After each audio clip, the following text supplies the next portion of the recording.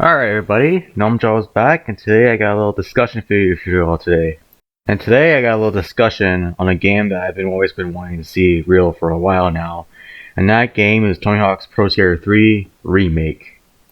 For the past couple of weeks, Pro Skater 3 has been rumored to be in development for a while now, with CKY drummer Jess Margera confirming that the game is in the works, and has leaved a lot of fans concerning whether or not it's going to be announced this month or later on. For this video, I'm going to discuss on why it may happen and may not happen this year, and whether or not it's a real game or not. And to be honest with you, I'm not too sure whether or not if it's a real game or not. Sure, Jess Margera has claimed that they might be working on a new one. However, he went on Twitter and backtracked his claims by saying that he doesn't know anything what Activision's currently doing at the moment. And for me, that kinda lowered down my hype level for Pro Skater 3 Remastered. Given how Beanox is probably busy with Call of Duty and Vicarious Visions is working on future Blizzard franchises moving forward. So a Pro Skater 3 Remaster is not a guarantee this year, or probably years after. However, I still feel like it may happen in some certain way, given how Activision made a lot of money from Pro Skater 1 and 2, alongside Crash 4. So I probably doubt that they would leave those franchises alone for now and focus on Call of Duty. I still feel like Activision's note was way better than that, and that Call of Duty isn't the only franchise that can help them sell. And plus, most of these studios, such as Beanox and Toys for Bob, are allowed to work on franchises outside of Call of Duty. That's because they've been tasked to work on a certain thing over the other. It's like the same thing with Beanox though. They have been tasked to work on other franchises such as Tony Hawk, Crash 4, and Call of Duty as well. And some of the staff working at Beanox could be tasked to work on a Pro Skater 3 if Activision really sees fit for it. Or if Vicarious Visions ends up being allowed to work on Pro Skater 3 as DLC.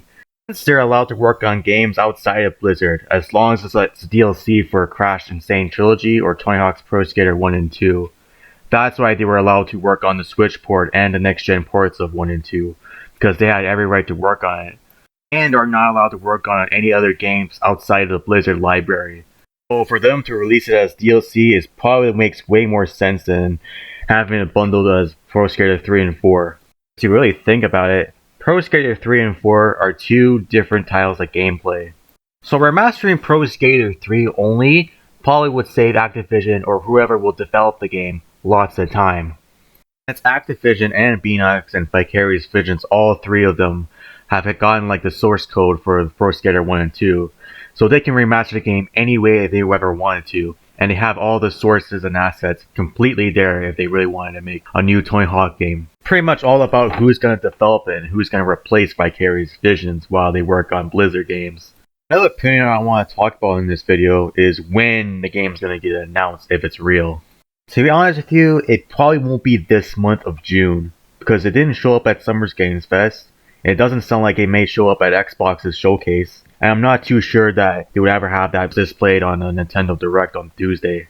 So if anything, Activision might do what they did with the next-gen ports and just surprise announce it on a random day. We're still too early on E3 season, and there's plenty of showcases to go on this month, so all we gotta do is just wait and see.